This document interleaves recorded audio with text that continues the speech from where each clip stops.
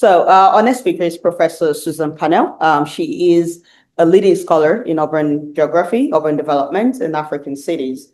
She is a Global Challenges Research Professor at the University of Bristol and Emeritus Professor at the African Center for Cities, University of Cape Town.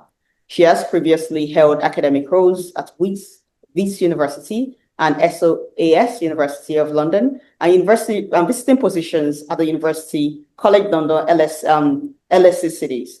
Our research informs global urban policy, particularly the SDGs and science policy engagements.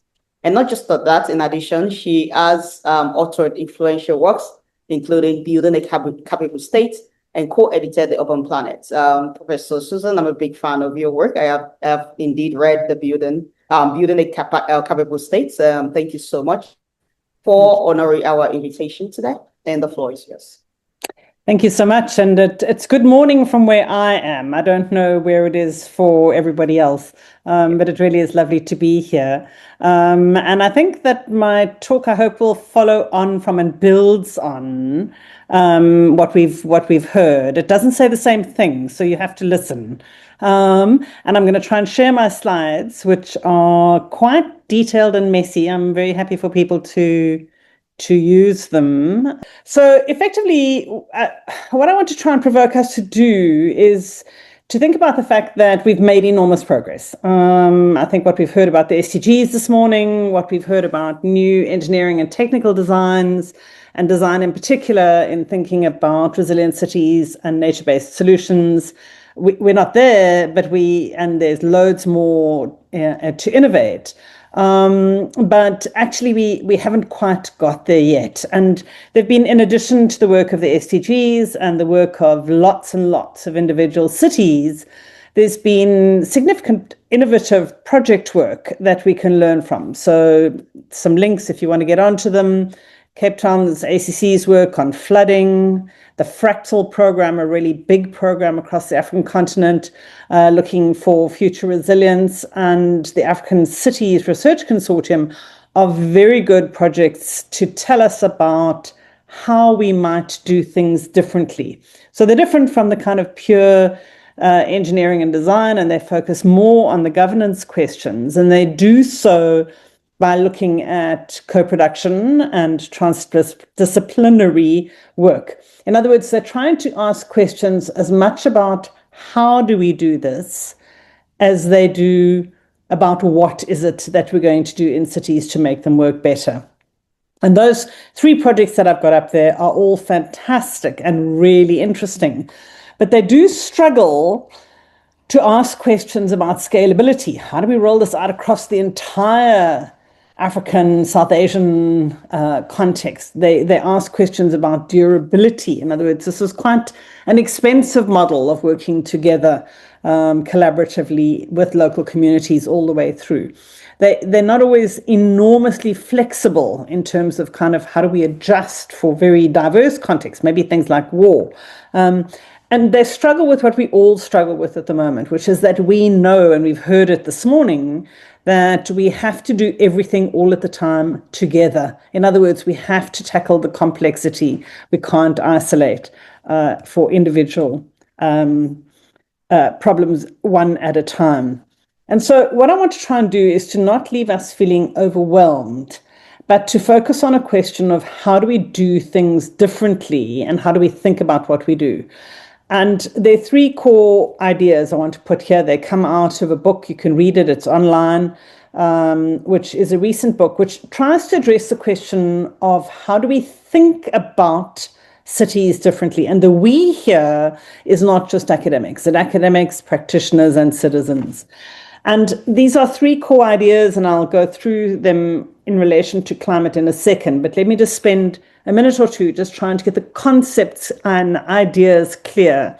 Because what I'm trying to say here is that we need a different way of working. We need, if we are to address the scale of the problems that are facing us, if we are to be ambitious in our climate ambitions, and if we are to see things as we have to in cities, we have to have a slightly different way of thinking about it. People have spoken about new planning laws. I would argue new curriculum is part of this. But maybe the most important thing is that we as a community think differently. So how can we do that? Okay, in the book, Cities Rethought, we suggest there are 3 things you need to do, and they're not A, B, C. They can be read B, C, B, A. In other words, it doesn't matter where in the circle you join. But the first thing that we argue is that you have to have a normative position to what you do. Okay, and we've heard a normative position this morning. We've heard that climate is real.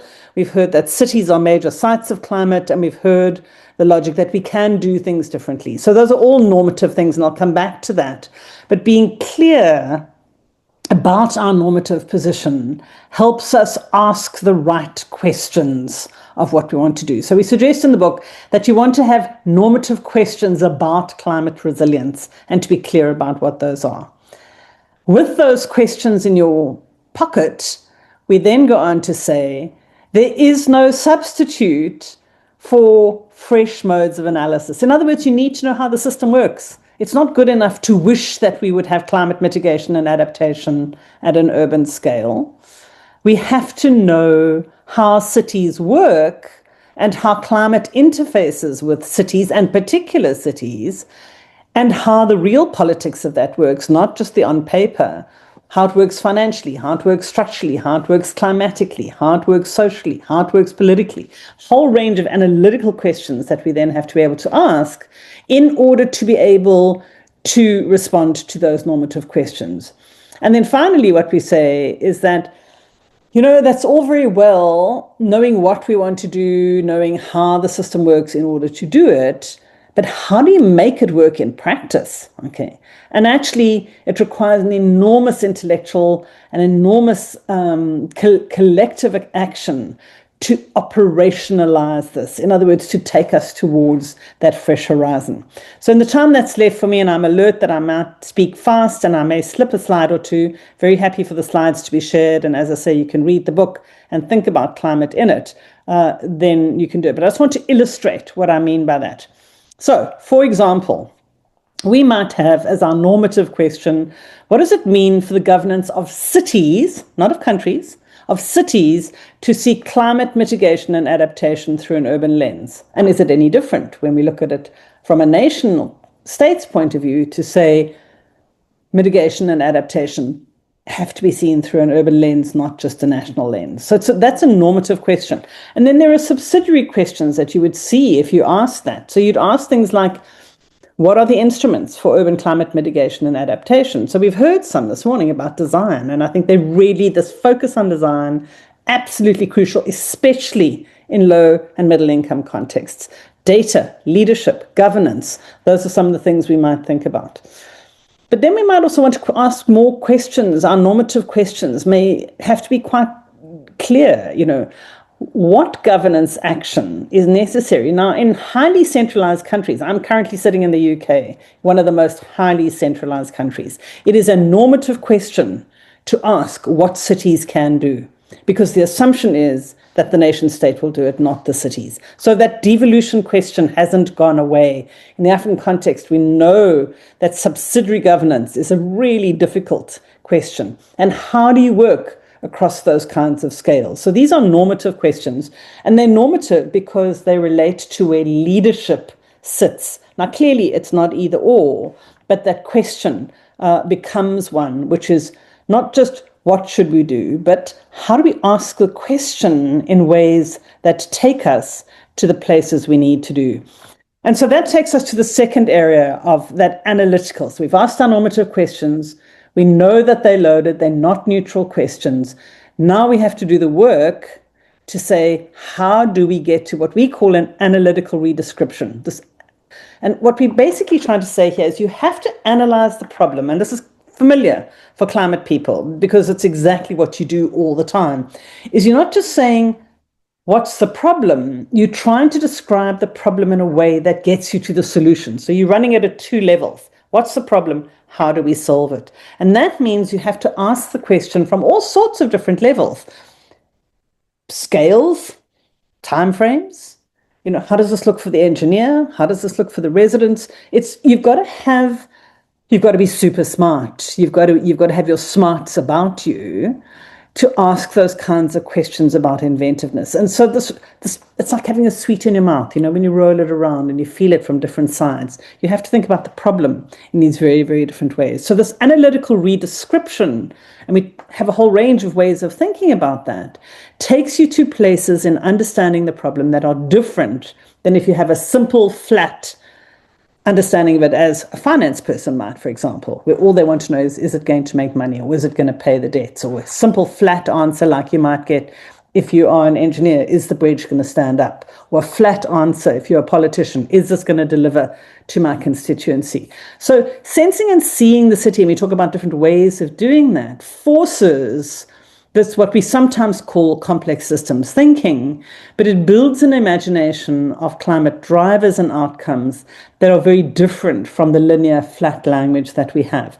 And we could talk about this endlessly with real problems and real thinking about it. But what it does do is that it puts the hard work back into our understanding about particular cities. It demands local knowledge as well as specialist technical knowledge and synthetic integrative knowledge. And so these ideas of ways of problematizing the city in order to solve the problems take us to a very different way of thinking about climate governance. Partly because I think it does locate the solutions in time and place, and we might argue budget and capacity. But it also takes us to an emphasis. I was so pleased to see the stuff earlier on the SDGs, but the forgotten SDG is the one which talks about the means of implementation. And it takes us to a focus on SDG 17, I think it is, where actually what we need to think about is, what do we need to have in place in order to make this work? So we've done fabulously well in understanding the problem, and we've done well in getting a different normative agenda. Can't stress how important the SDG framework is in that regard, but we're not as far down the track as we should be in knowing how to make it work. And that takes us to the operational space, something academics often don't think about, but particularly in contexts like, I'm an Africanist, so let me talk to that, particularly in the places and contexts where climate is really biting hard in settlements that don't have effective local governance structures, or where those structures are far removed. And so our understanding of what is possible, what is viable, what is going to be strategic to do, means you have to be in there, literally boots and all, suits and all, knowing who's who, working with them. And I'm going to highlight one. In the book, we talk about different elements of understanding the operational space. Okay, one is the local specificity. I'll come back to this idea of the sense of the city. But we do need to recognize we're not going to do that on our own. So this idea of co-travelers and partners. We also have to acknowledge that not everything is local, especially not when it comes to climate, because quite a lot of the big infrastructure stuff that is involved derives from other places, and the finance comes from yet more transnational sources, almost always. We're not going to get it right, so we need reflection and we need wisdom. Can I give you some sense of one of my favorite elements of this operational space with respect to climate? It's the idea my lovely co-author Gautam Bain from India talks about, and put this idea into our heads, of sensing the pulse. Now, if you work in an institution, or if you are a politician, you know what sensing the pulse is. You know, this is the moment. I can do it. Okay, if we get our act together, we can do it now. And colleagues, I'm suggesting that this is the moment on an awful lot of the work on climate mitigation and adaptation.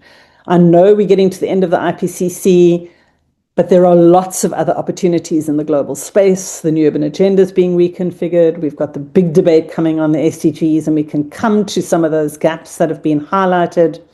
There are lots of other, despite the crisis in the multilateral system, loads of other opportunities in the African Union, in our regional bodies, the same across the Asian and Latin American contexts as well, and frankly, the European one too.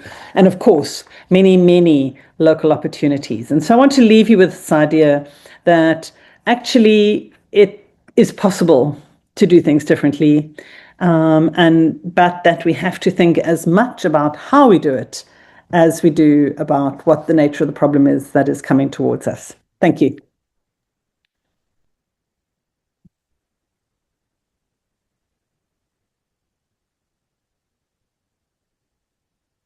Thank you very much, Professor Parnell, for such a deep and thought-provoking presentation. So I have two questions for you. The first question is that you spoke about the need to rethink cities through normative questions, fresh analysis, and operational realities. So for cities in Africa and the Global South, where governance structure are often weak or highly centralized, how can local actors practically move from good climate ideas to actual implementation?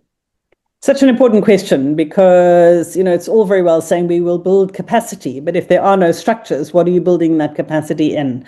So I think one of the first things is to make legible, to make visible the fact that there are these really important, growing, consolidating settlements. Okay, whether we call them cities, whether we call them peri-urban areas, doesn't matter what we call them. Okay, but where people live. Okay, and that those places are the nexus of where climate and frankly economic and demographic and infrastructural challenges come together, and that they therefore require governance attention. Now, you could argue that that could all be done by a national government that was very sensitive to those places. Okay, just maybe you can. I'm not suggesting that you can't do that. I think it's probably quite difficult, but let's assume that you can do that. But you can't do that until you recognize them. Okay, and until you engage with them, and until you engage with the fact that they may not all be the same. A coastal settlement, an arid settlement, a settlement at war, these are very different places. Settlements with some capacity to raise taxes versus others.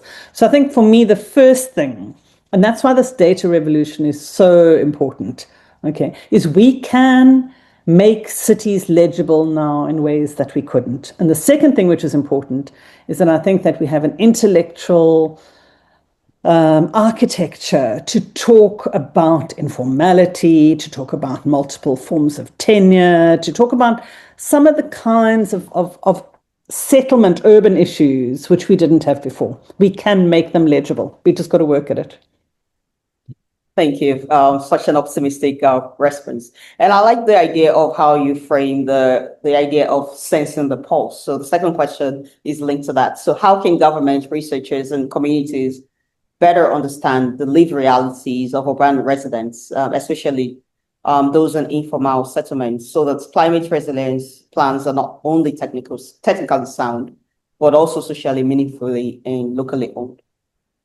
Yeah, there's a lovely new book out called Hustle Urbanism, which is about Nairobi.